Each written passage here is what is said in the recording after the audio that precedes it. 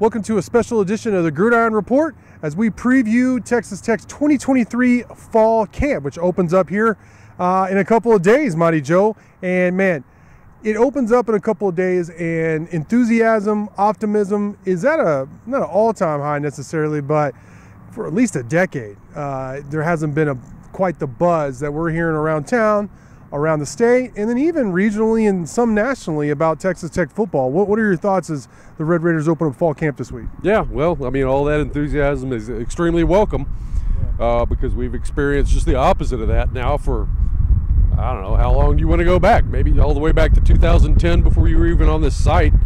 Right. I mean, there was kind of, well, now, of course, with Cliff Kingsbury, and when he first came around, there was a great deal of enthusiasm and excitement. But I mean, really, that bled away pretty quickly, and it's just been kind of the doldrums for a long time. And now we're back to the sort of the Leach era levels of excitement and expectations, and that's great. That's nothing but good. Yeah, I'm glad you brought up the Leach era level of excitement and expectations, Joe, because actually even people outside of the Tech stratosphere had kind of brought that up. It's like with Joey McGuire, his staff, what they have in place, they think, a lot of people that don't really care about Texas Tech, to be quite honest with you, hey, this might be another, like a Leach era type of program again, maybe even more. We'll have to see. We just had a live chat with Joey McGuire, talked to him up here at the Texas Tech football facility, and he's really excited, as you'd expect. I mean, Mr. Energy, Mr. High Energy all the time. He's ready to go. He's ready to get fall camp going, and then I think he really likes this team. I really do. I think he likes the guys, the actual makeup of this team. And you know what? I do too, Joe. After the last two seasons, they've been building, and they've been building before that, but we talked about this in our previous video, but this team has kind of figured out how to win. They figured out how to win late. And another reason for optimism is Tyler Shough. We talked about his run late last season, and actually kind of mentioned it to McGuire that he kind of said, screw it. Actually, it was an expletive. At one point, Tyler, he got hurt again. He came in through that interception against Baylor, and there's all these expectations, and I think he's one of those overthinkers, which I can be that at some time. You just overanalyze things, and it ends up not helping you. And I think he just said, you know what, screw it. My career, I'm getting towards the end of it. This is the sixth season in college football. I'm just going to lay it all out there and go for it. And we saw that in that 4-game win streak, especially with some of the running and some of the plays he was just playing instead of overthinking about it or worrying about making a mistake. And McGuire said, yeah, we actually talked to him about that. Like, you need to stop overanalyzing stuff. Just play. Just be a football player. You have all the tools. You get all the weapons to get the ball to. You have a good system. Just go play. And I think that could be a huge key. And then one more thing about Shough, and I want to get your thoughts on it, is just, again, the fact that this is the first time in his career that he has the same offensive coordinator for 2 years in a row in the same offseason. I think that's huge, Joe. Yeah, it's probably an overlooked thing. It's not commented on enough. Yes, that should make a big difference. I think something else that's interesting is just exactly how well he ran the football. Yeah. Because, I mean, when Donovan Smith was here, the idea was, okay, that's the running quarterback. Right. Okay? But I heard about an incident, I wasn't there, in practice where Tyler Shough said, hey, coach, I can run too. Yep.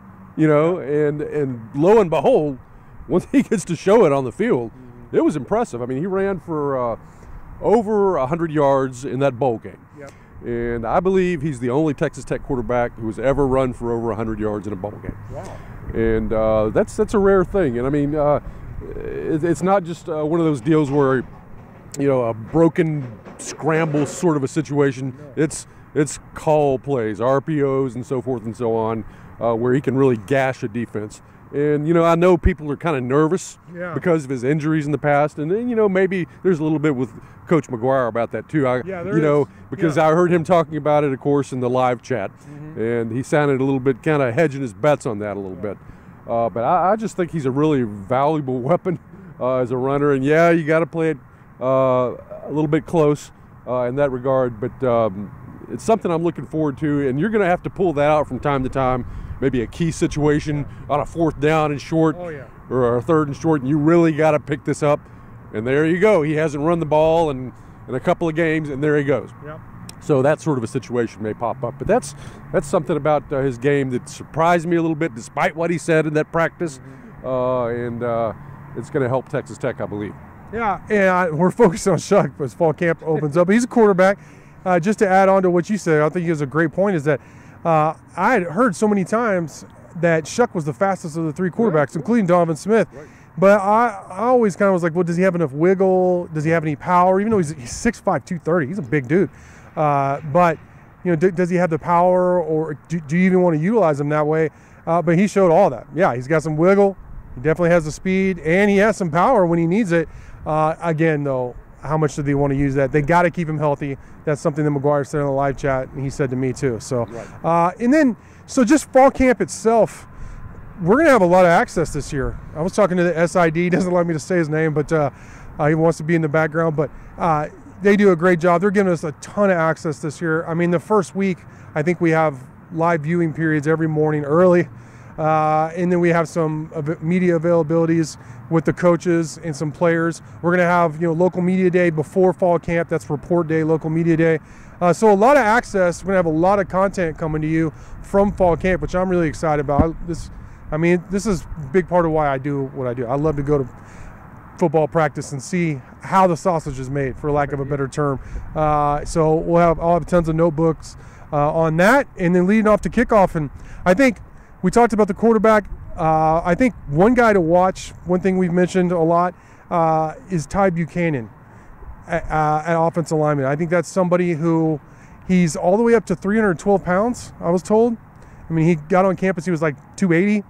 And I think he's one of those guys that if Caleb Rogers or Monroe Mills at the starting tackles, if they get hurt, or if they're not performing up to speed, Ty Buchanan could step in at either spot and be that guy. He's a talented dude. He originally committed to USC and then transferred to Texas Tech. So I think we've been kind of wondering who is that guy.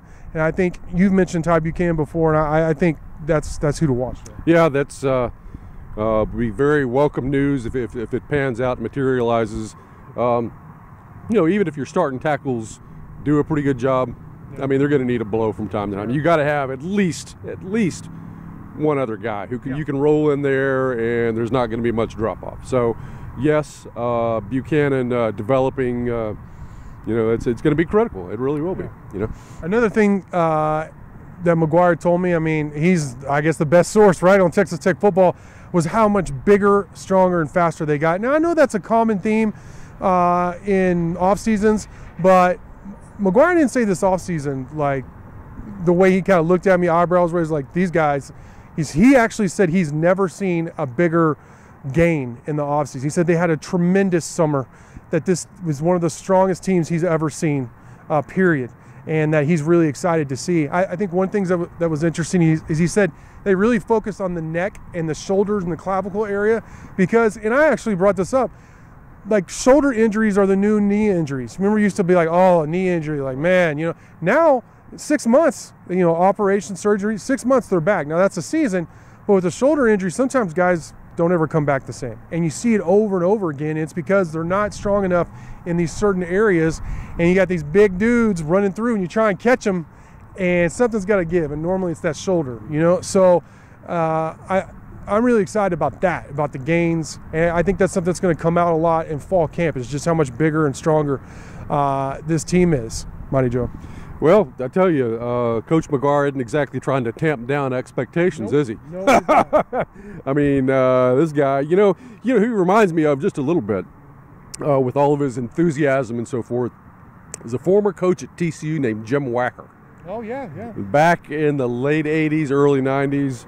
I had a running back by the name of Kenneth Davis and another one named Tony Jeffries. And they just came from out of nowhere in like Wacker's first year and went 8-4, and there was just all sorts of excitement all over the state of Texas, talking about the purple rain and so forth and so on. Anyway, Wacker was one of these guys that was just full of enthusiasm and excitement and so forth and so on, bouncing off the walls. There's a little bit of that with Joey McGuire, I think. Well, if you don't believe it, how are your players going to play? You know what I mean? Like, I agree with that. Why not? You know, I mean, but you got to back it up. And so we'll see. But fall camp opens up here Thursday, and no, actually Friday. Excuse me. Local media day is Thursday, and then fall camp opens up Friday. And man, September 2nd, kick off the season. So here we're right upon it. So I'm really excited. Mike, Joe, great stuff from you as always. Thank y'all for watching, and until next time.